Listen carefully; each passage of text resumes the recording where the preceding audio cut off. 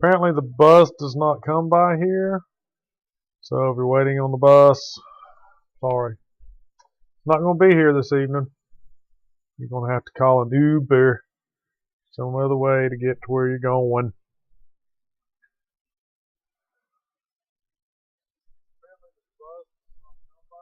Oh, well, hello there, Milo. What are you doing with that?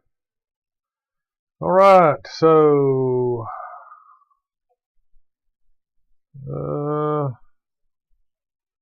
I don't think Hank Williams died after doing the Burger Bar Challenge. I think it was the fish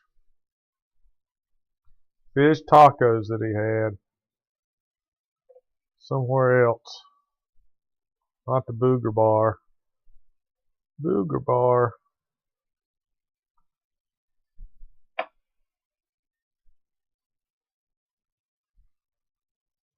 I don't even think they had the Booger Bar Challenge back in the day.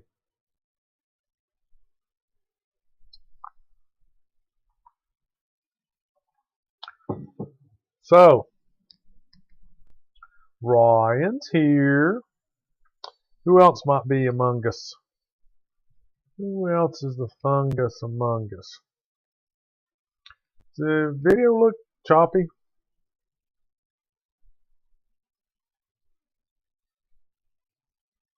Stick my tongue out, and I do it a lot faster than this guy on the screen does it. So, welcome to the show.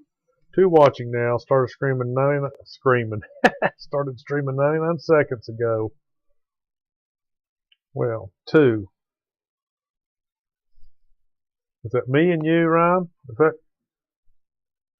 I guess it is considered two because I've got, I've got the YouTube on this side and the software here, and then you're here somewhere. That makes two. Two's the loneliest number. Sing it. Two is the loneliest number that you'll ever hear. I probably could have sang with Hank Williams. Been a backup singer, singing some doo-wops. Did they do doo-wop songs? Have you ever listened to Hank Williams sing your song? My wife makes me listen to it. When I don't do the dishes, she tortures me. No, just kidding. So tonight's show is more of a informative, educational, not necessarily humorous show. It's about a Medal of Honor winner who was very young at the time, and they point out. I started thinking about this because I saw this book. They point out on the cover of the book that he is the youngest recipient in the 20th century. Okay, so if I understand this century stuff correctly, that was from 1900 to 1999. So now that we're into the 2000s, we're into the 21st century. And there is a younger one currently, I think. Anyway, you like his music. It is very emu. Do emus listen to music? Like me. It is very emu-like me. I don't know if emus like you or not, do they? You say they do? Or is that emo guy? Emo's not, I'm trying to picture him. He's not the Pee Wee Herman dude, but he's kind of close to the Pee Wee Herman guy, as I recall. Has he got a bowl cut? Has Emo got a bowl cut? Black hair? Does kind of crazy things? Yeah, I can tell this thing's glitching a little bit. It's not smooth like it should be. So, Minutes with Milo show is live. If you're having to watch it on YouTube later, please like and subscribe to the channel. Like the video. Subscribe to the channel. Get the bell going so that when it does go live, like now, you won't be behind the times. You can get on here. Call this number. It's on my screen right here. And potentially I'll answer it. It's what makes it so much fun. You just never know what's going to happen. Sound could be junk. You can call, wouldn't answer it. Make fun of you on the internet. All kinds of good stuff will happen. So, get ready. Here come the dogs. You might not be able to hear them because I got the door closed. But anyway, they're barking. Medal of Honor winners. There's not a lot of them. Out of all the conflicts, out of all the opportunities for people to win the Medal of Honor, it's hard to do. It takes great heroism, great heroism on the part of a soldier to get the Medal of Honor. And it's, a big, big deal. So, this gentleman, Jack H. Lucas, got it. And I was looking and come across a book, and it was called, you may have seen it, Indestructible. Tilt it that way, this way. Okay. And it's about Jack Lucas. And it says with DK Drum. And I guess it's written by him with DK Drum.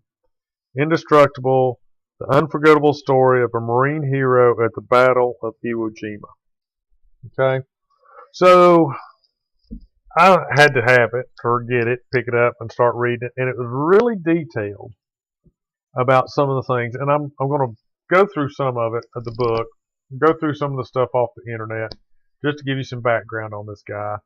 And I'm going to try to do a little Google Earth magic so we can see where this stuff's at.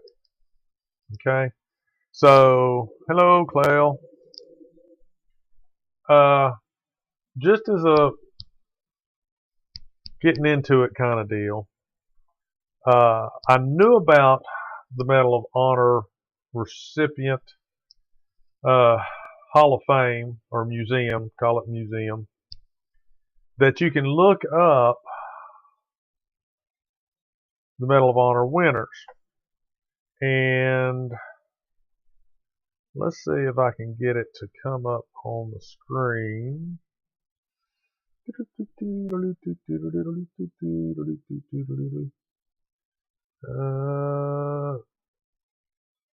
that do it? That didn't do it. Bring that up. There it is. Transition.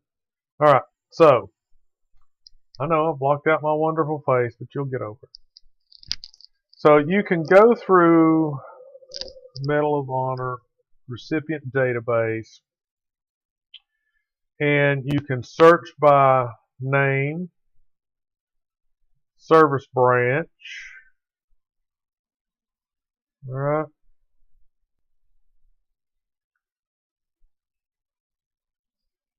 and conflict. And then you click on a name, and it brings up it brings up the name, not always John Duffy, but John Duffy, this one, he was a Major U.S. Army, Vietnam War, Medal of Honor citation. Man, the dude looks tired. I don't blame him. Hey, he looks tired. Really tired. Let me get this over here a little better. There he is. Acts of gallantry and intrepidity above and beyond the call of duty while serving as the senior advisor in the 11th Airborne Battalion, 2nd Brigade Airborne Division, Army of the Republic of Vietnam, in the Republic of Vietnam. during the period of 14 to 15 April 1972. So it goes through and it tells you about what this person has done. All right. And it looks like kind of too much detail to receive the Medal of Honor. So you can look this up. You can look up this guy. I looked up just, I don't know, it goes back to 1871 Korean campaign. Action against Philippine outlaws.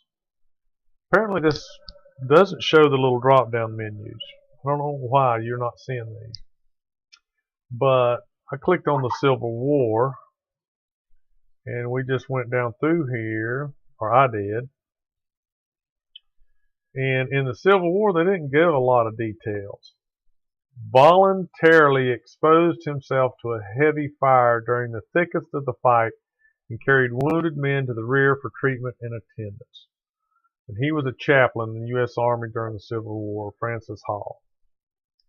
So they didn't give a very detailed write-up about it, but still yet, you got a write-up about it. Okay? So you can look those up online, and they're, like I said, can be very interesting.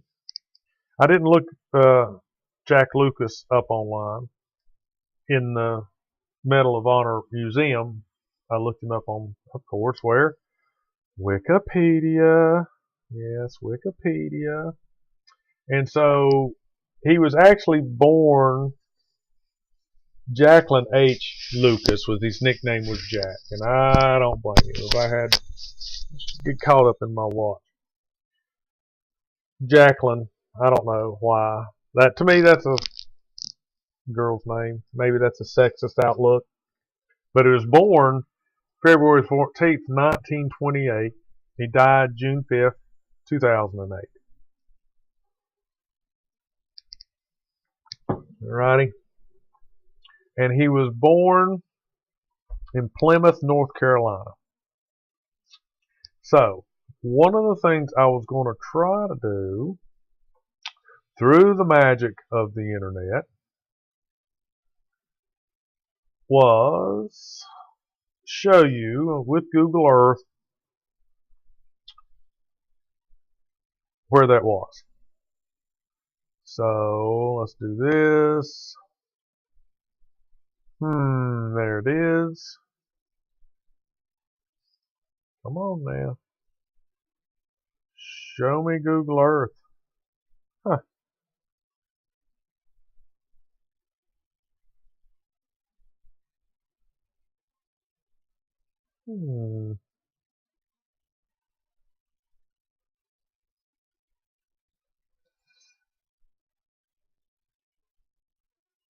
It doesn't seem to want to capture the map. It does all the other stuff. See? Why doesn't it show me the map? Well, that's terrible. Could you tell I haven't tested this before I tried it? I mean, it's in a browser. I thought for sure that view Google Earth on the web. Maybe that's the deal. Let me see if that works. Let's go back here.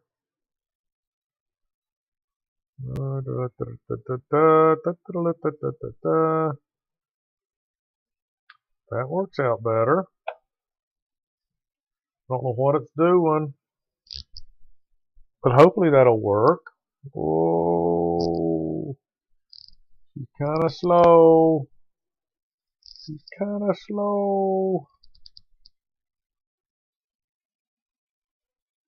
Alright, well, actually was pretty close. Let's see if we can do this here. So, Plymouth,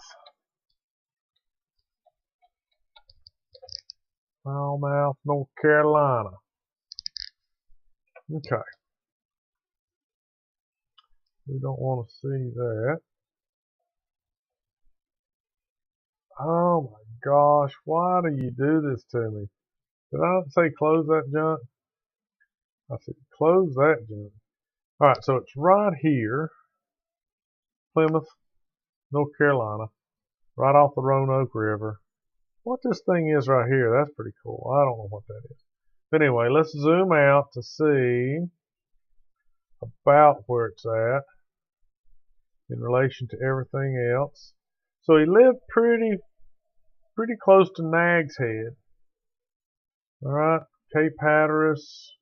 So he was probably, you know, a beach bum kind of guy, beachy kind of guy. Didn't look like it was that far away.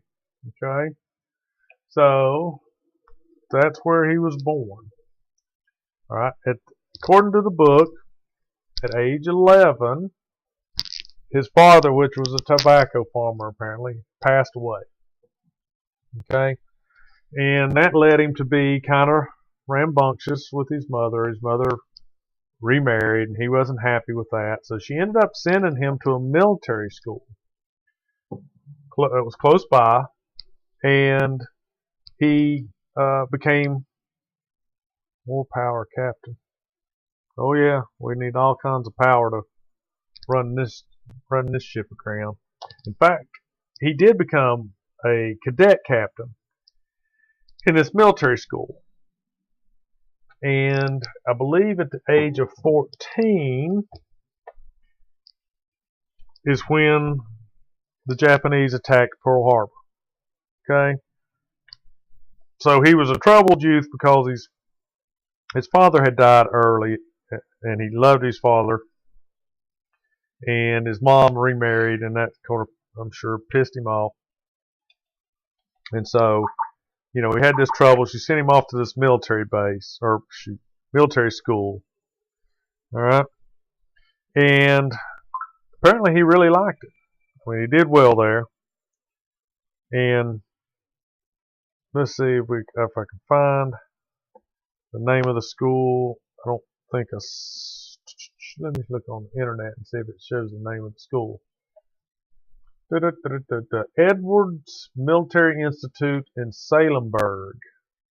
He rose to the rank of cadet captain. He was on the football team. He was a sportsman, basketball, boxing, wrestling. So he was really fit. All right, and this plays a part later when he tries to get into the service. All right, so like a lot of young men, when the Japanese bombed Pearl Harbor, he was in military school, and the commandant, whatever the military school, came in and made the announcement, and they all rushed to the radios, and they were listening to the radios. And from that point on, he put it in his mind that he was going to go and fight the Japanese, and that's all he thought about. And after that, he didn't do well in school. He didn't do well in sports because he was just consumed by going and wanting to go and fight the Japanese. So he was only like 14, 15-ish, all right, and he tried to get his mother to let him go and enlist, and she kept saying no, Okay, so he didn't like his stepfather much, but he convinced his stepfather to take him to Norfolk, Virginia, and with forged papers and the backing of his stepfather, he got into the Marines. Okay, so he was, according to this, he was around 17 at this point. So he'd been struggling with this for several years, trying to get in, or trying to just living with the fact that that's what he wanted to do. He wanted to go and fight the Japanese. And he was 5'8", 180 pounds, muscular, and he looked older than his 17 years. And of course, probably so, because he grew up on a farm, you know, working, and then he was in the military academy, so he had to, you know, he had the stance, he had the inside knowledge of military from going to this school, and so he knew how to push the right buttons with a lot of these people, recruiters, you know, the people that were bringing in soldiers, and so he got in. He got in at 17 with forged papers, went into the Marine Corps. So let's see. And of course he did well. Okay. He did so well that he was put in charge of some things during boot camp.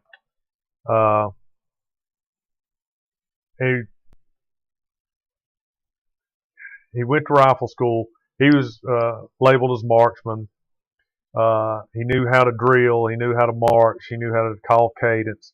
And so his drill instructors would put him in charge, and they would sit back under the tree while he trained or drilled the guys on how to march and how to turn and do those different things. All right. So one of the things that I found interesting about the book, I mean, he went from Parris Island. That's where he was.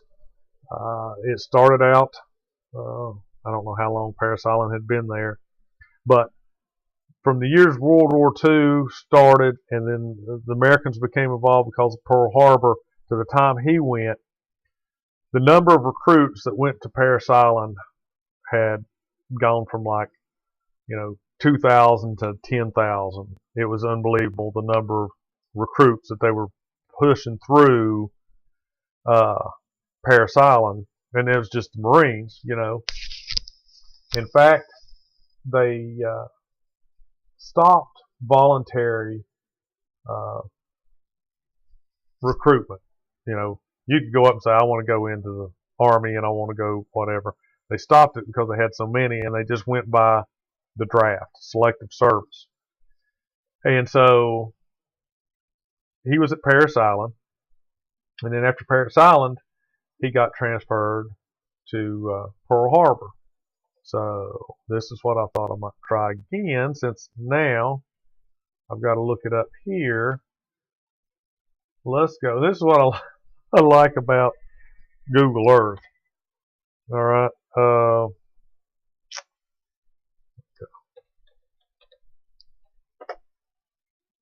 Pearl Harbor, Hawaii. So you do the search, and it flies you there, man. This kills me. Around the world, bam, and it drops you right on Pearl Harbor. Okay. So that's, basically where he ended up. All right. So this is where the story just really, I don't know. It takes a dang on turn that I wouldn't have thought it would. Okay. His story takes a turn, and let me see. I'm not going to read it. Some of this I will, just to show the definition in this book, or the detail. Because if you want to read the book, I don't want to spoil it for you. But I've marked some of these places. Okay? And let's see if I can find this. If not, I'll read it off the internet, because it's on there too.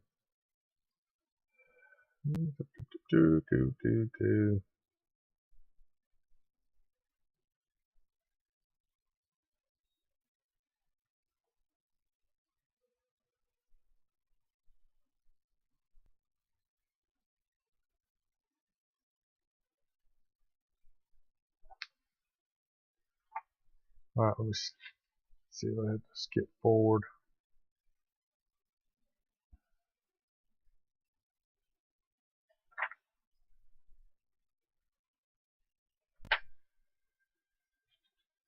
All right, so I can't find it in the book. I had some of these earmarked.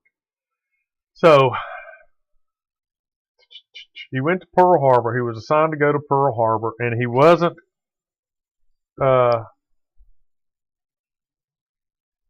sent into combat. He was qualified as a heavy machine gun crew member, sent to train to San Diego with his unit, left the continental United States. He went to Base Depot in Pearl Harbor. Now here's where I said it took kind of a weird turn. He wasn't happy with going to Pearl Harbor. He wanted to fight the Japanese. Okay? So he walked out of camp, and he was designated unauthorized absence when he didn't return that night. He walked out of the barracks, whatever. He stowed away on the USS Duel, and the ship was transporting the 1st Battalion, 26 Marines of the 5th Marine Division to Iwo Jima. So he stowed away on a ship. All right, and what I read in the book was that he slept on the deck, he scavenged meals, I don't know how this is even possible. I just don't know. It took them 40 days to go from Pearl Harbor to Iwo Jima, or in the vicinity. I mean, they were trying to take the stupid island, so they just didn't pull up to it and say, "Oh, hold on, we're here to take this island." So they got to that area. Okay. He turned himself in at that point to the 26th Marines. Okay. And his punishment, let's see if we can see this. He was on a deserter list because, now he hadn't been back for 40 days. Okay. On February the 8th, the day before, he would have been placed on the Marine Corps deserter list. So he didn't make it. He was still just kind of AWOL. He was still just like, man, whatever happened to him, unauthorized absence. He turned himself into a Lieutenant Colonel Palak, and for his punishment, Palak assigned him to the Dunlop Rifle Company as a rifleman. All right? He was reduced from rank, the rank he held at the time, I don't know what it was, to just a private. I think he was a private first class, and they reduced him to a private. On his 17th birthday, while at sea, 5 days before the invasion of Iwo Jima began. So he turned 17 5 days prior to landing on Iwo Jima, after stowing away on a ship, being demoted, and assigned to a rifle company. I mean, he just basically said, screw the orders. I'm just going to jump ship I'm just going to get on this little ship that's going to, knew where he was going. I'm sure he knew where he was going. You just don't pick one and say, that's a pretty color, I'll get on that one. And, so he knew where he was going. He got on there, made it. They said, okay, if you want to go out there and die, then here's a rifle. You're a private. You're with this rifle team, this company. Bye. See ya. Be gone with you. And that's what they did. Okay?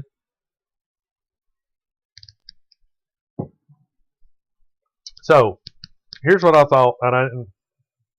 You hear of Iwo Jima. You hear all the time what it was, this, that, or another thing. Okay? So, let's go real quick back to Google Earth. And we're going to do another fly from Honolulu, Pearl Harbor. Okay, just do it the old-fashioned way. Just hit the damn button. Iowa, Jimomo. All right. Fly away. Here we go. Up, over, all the way around the world almost, and bam, right into the water. Okay, Iwo Jima. So, in the book, it's called pork chop shaped, and I can see that. Right here in the middle of this whole dang thing is the airstrip. Okay? So you start zooming out. Zooming out. Don't lose sight of it. It's right there. It keeps going. It keeps going. Okay. So, right there is the island. I know you can't see it. I don't know why, but it should give me a little dot still there, but it doesn't. Okay. So, there. So, Robert's here. Hey, Robert. great uncles died at Iwo Jima, and another shot on the beach during the landing. Well, that there's a lot that's discussed in the book about, like I said, there's a lot of detail on the book. But anyway, so here's where the island was. Here's Japan, okay? And down in here, it went away, is Guam. That little green piece right there. Okay, so here's a question I don't know. And I assume this is the case. Is this blue stuff, I'm going to go out here and say this is supposed to represent under the water. Is that what everybody else understands? Like, I don't know how they think they know that under the water off of Guam, this far out, however long that might be, there's all this lava, cooled lava flow looking stuff under that. And I mean, without me diving down there and looking at it, you got to assume that that's true. What this stain is here. Whoa, what is all that? That's not good. This is a very interesting shadow. How do you think they figured that out? So, you think that's underwater?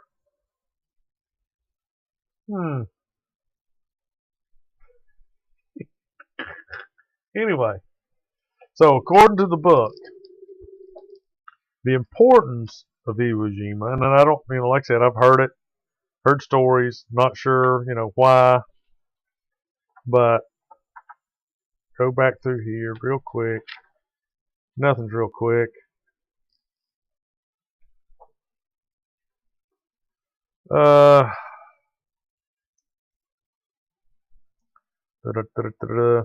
Okay, so what made it so important was its location, like I just showed you.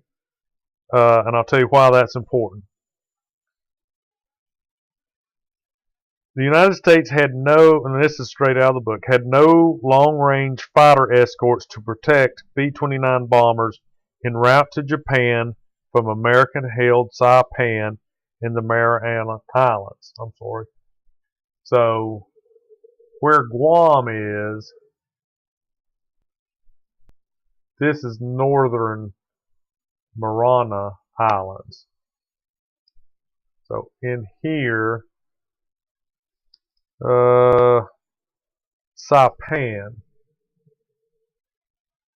Let's see if we can find Saipan. But anyway, there it is. Okay.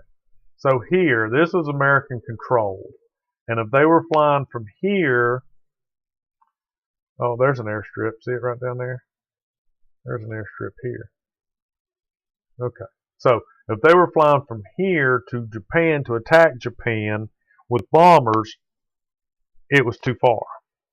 So basically, right in the middle between the two was Iwo Jima. And it was big enough, as you saw, it was big enough to have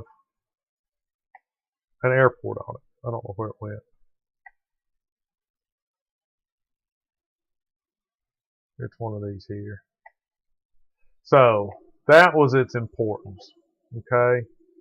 It wasn't like it was very strategic in bombing of Japan.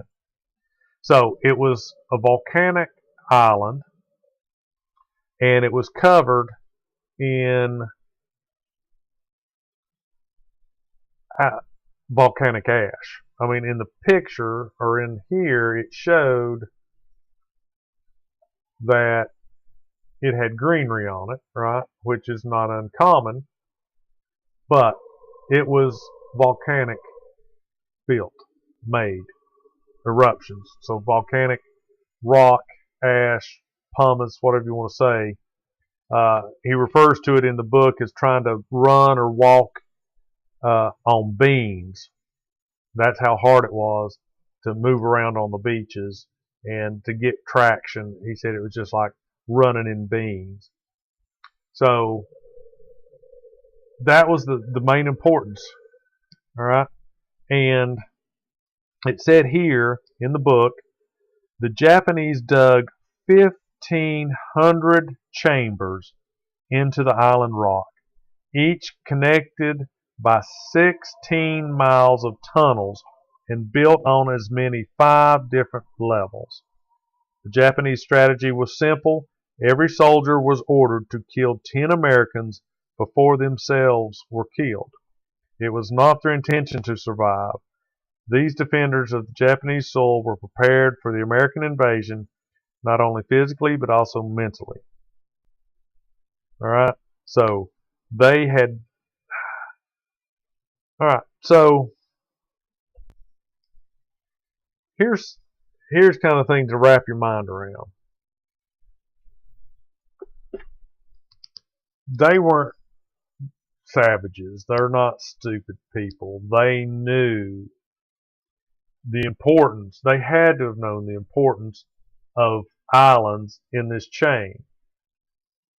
Why maybe this was what they did to all these islands. I don't know.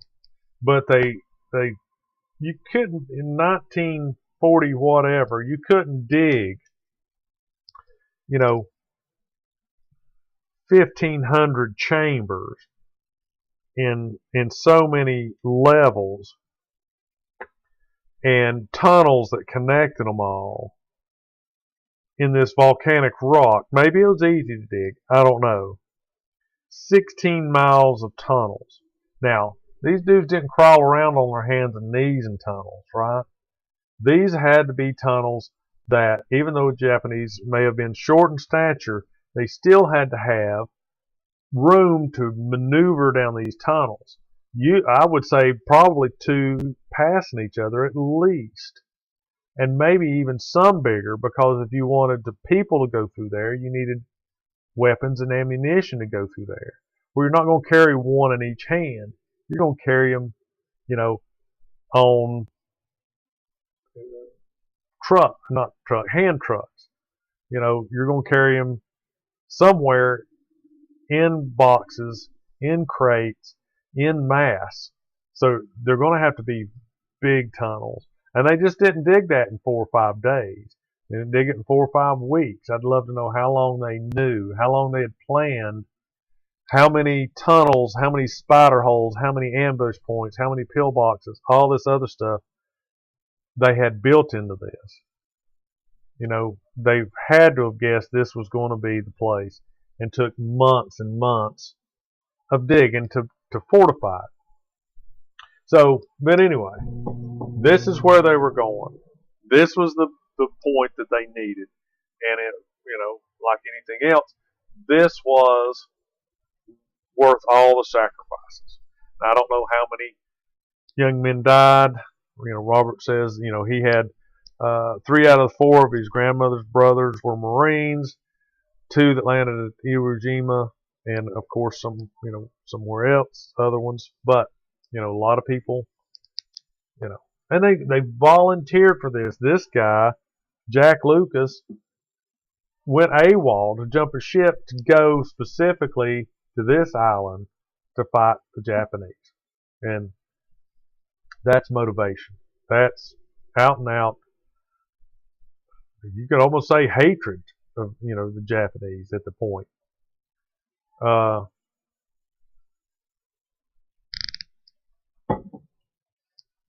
But that's what he did. And he accomplished what he set out to do. And he got to fight. He got to fight the Japanese for sure. And he was still living because he lived 2008. But he suffered greatly. Okay, so in the book it tells you how long he was there. But I guess things happened really quickly. And however many days he was there, he ended up in a trench on the island And I'm sure these trenches were already there because, you know, the Japanese had all these tunnels, they had all these fortifications, pillboxes, all kinds of, you know, machine gun nests, all this stuff waiting ready. So anyway, they had progressed, and they were in a trench, him and his rifle team, 3 other guys. So they were in 4-man teams. And he said no more than 4 feet away was a parallel trench. Well, they were waiting orders what to do next from their captain. He wasn't there. So the one guy decides, I'm going to go over to this next trench and see what's going on, if I can find out anything. He goes to the next trench, and guess what he finds? Japanese soldiers, 4 feet away from where they are. So he skedaddles it back, and then 4 feet away, they engage each other. And he talks about the guns and the weapons, and anyway, he said they were so close, they couldn't really fire from the shoulder. So they were just probably, you know, pointing and pulling the trigger. All right, so Robert says one of his uncles, see, they were lying about their age to get in. This guy lied about his age, forged his mother's signature, and had his stepfather go and vouch for him to get in. I mean, that's how driven these men were to go and seek revenge on the Japanese for, you know, bringing the fight to American soil and killing everybody at Pearl Harbor. I mean, they were driven to do it. They had to do it. Like this guy said, that's all he thought about for 3 years or something, basically. You know, from the time he first heard about it to the time he could forge his papers and get into it, and he turned 17 just 5 days before he landed on Iwo Jima. And anyway, so he was in this trench. 4 feet away was Japanese. Apparently there were 11 Japanese, 4 U.S. soldiers. And in the fight, 2 grenades were lobbed into his trench. And he threw himself on the grenade.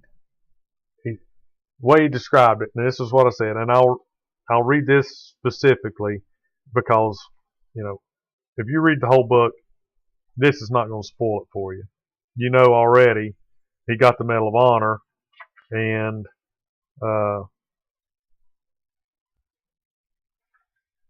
to do that, he had to do something spectacular.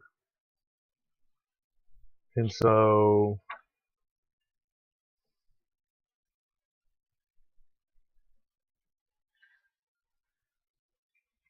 let me find it.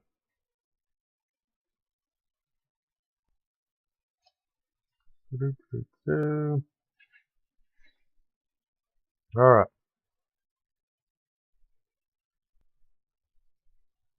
He says here, I remember making the conscious decision to cover the grenades with my body.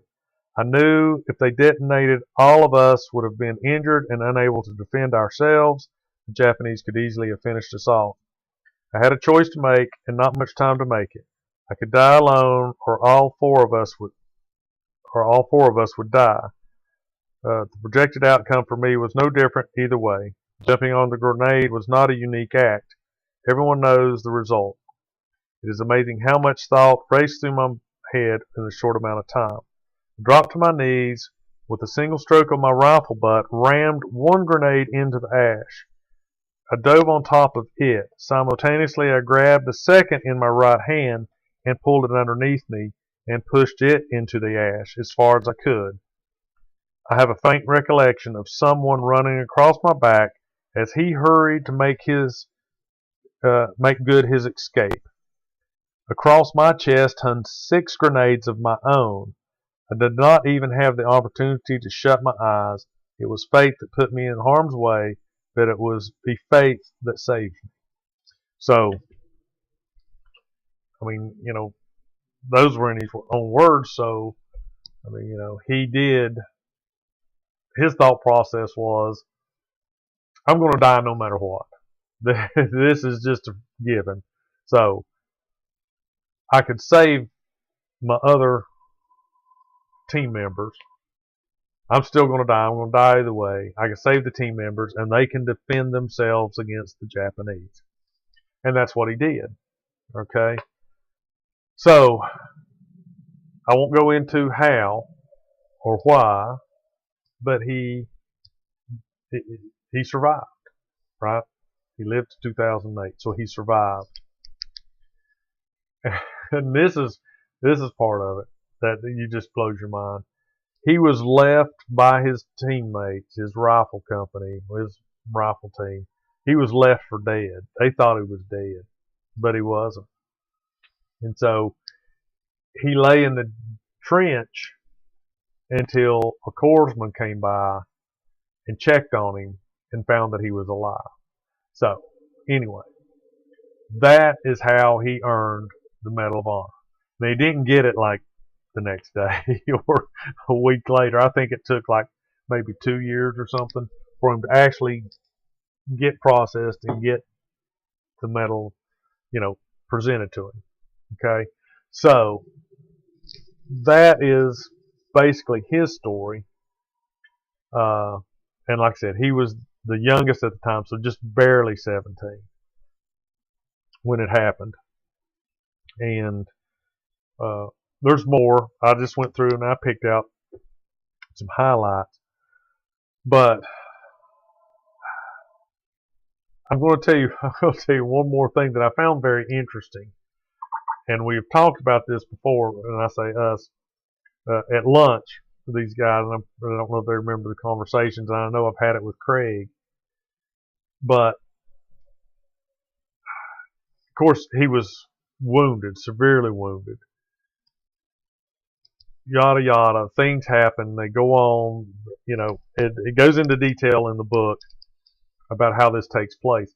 But one thing that they did for him was they put maggots into his wounds. It wasn't because he was laid out somewhere and flies got in there and laid their eggs.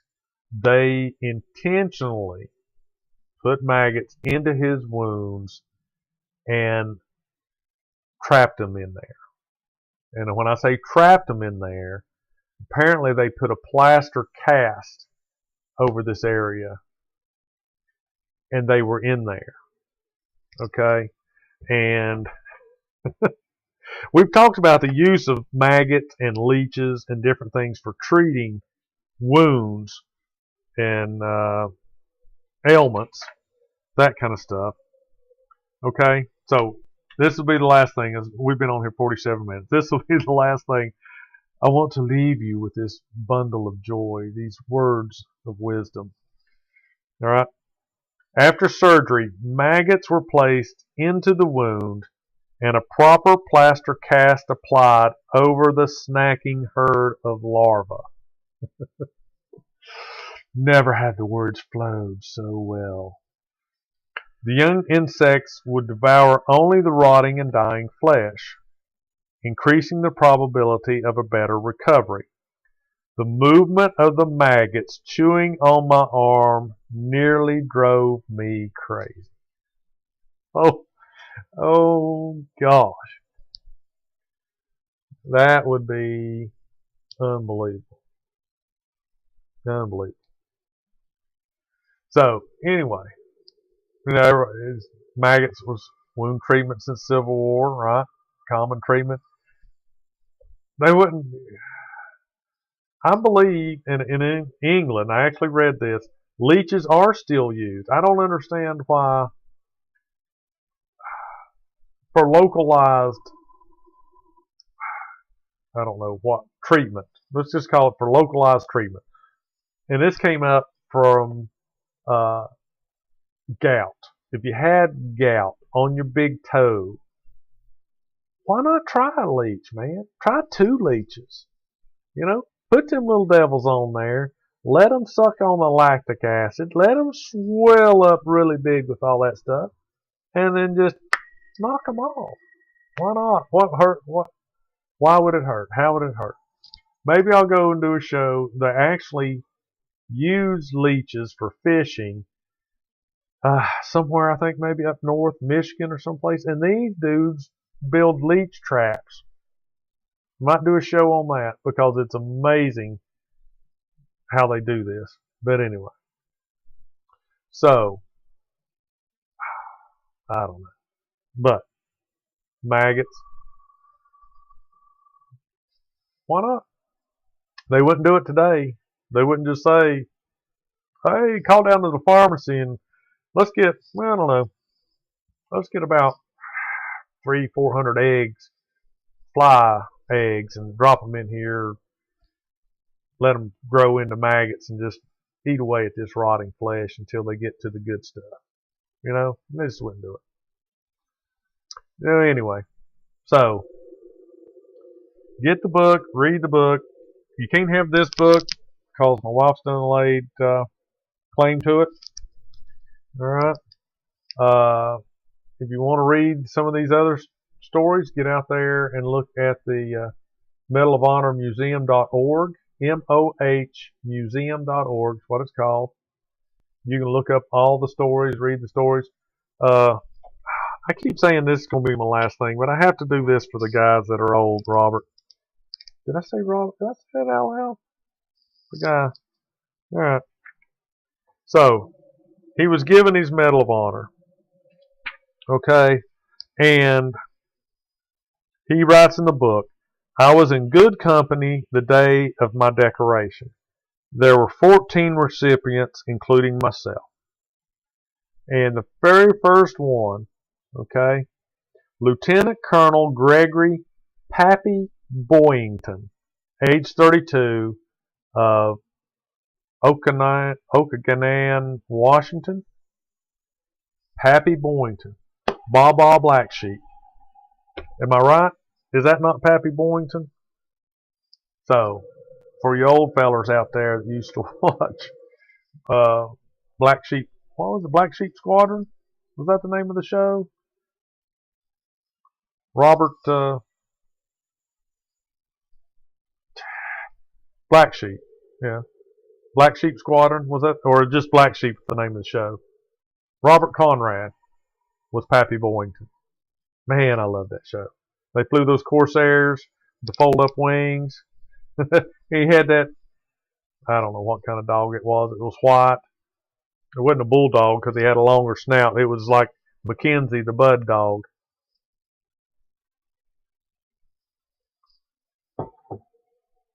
Black Sheep Squadron. Okay. Man, I love that show. It was pretty cool.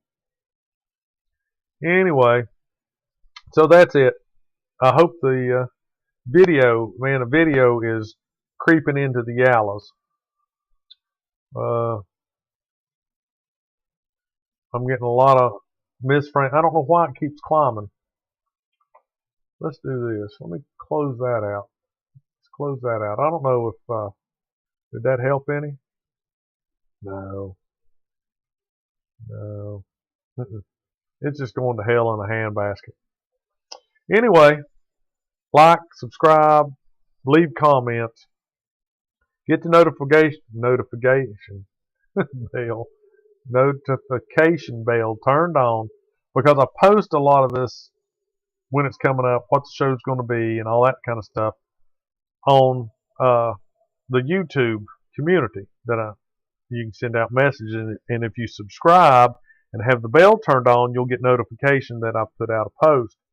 And it's just so much easier for me to bring up, once I put it out there and it's waiting, and you can go on there and see that it's pending, I can send a